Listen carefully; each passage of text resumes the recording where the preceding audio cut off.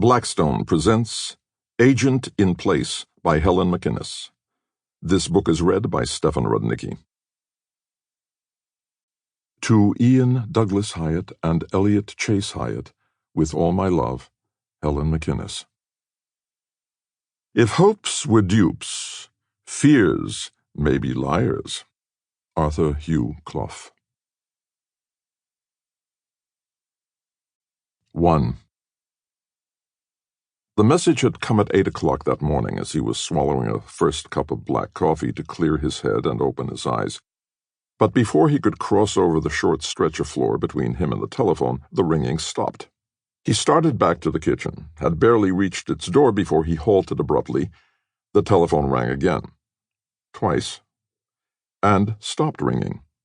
He glanced at the kitchen clock. He would have 1 minute exactly before the third call.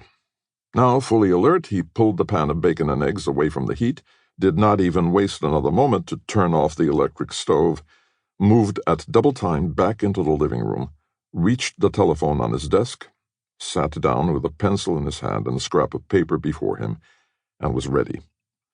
The message would be in code, and he had better make sure of each digit. It had been a long, long time since he had been summoned in this way.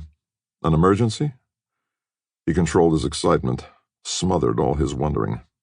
Punctual to the second, the telephone rang again. Quickly he picked up the receiver. "Hello," he said, slow, casual, indifferent. Hello there." 2 small coughs, a clearing of the throat. He knew the voice at once. 9 years since he had last heard it, but its pattern was definite. Deep, full-chested, slightly husky. The kind of voice that might break into an aria from Prince Igor or Boris Godunov, with each of its notes almost a chord in itself. Misha? Yes, Misha. Even the initial greeting was his own sign-in phrase. 9 years since last heard, but still completely Misha, down to the 2 coughs and the throat clearing.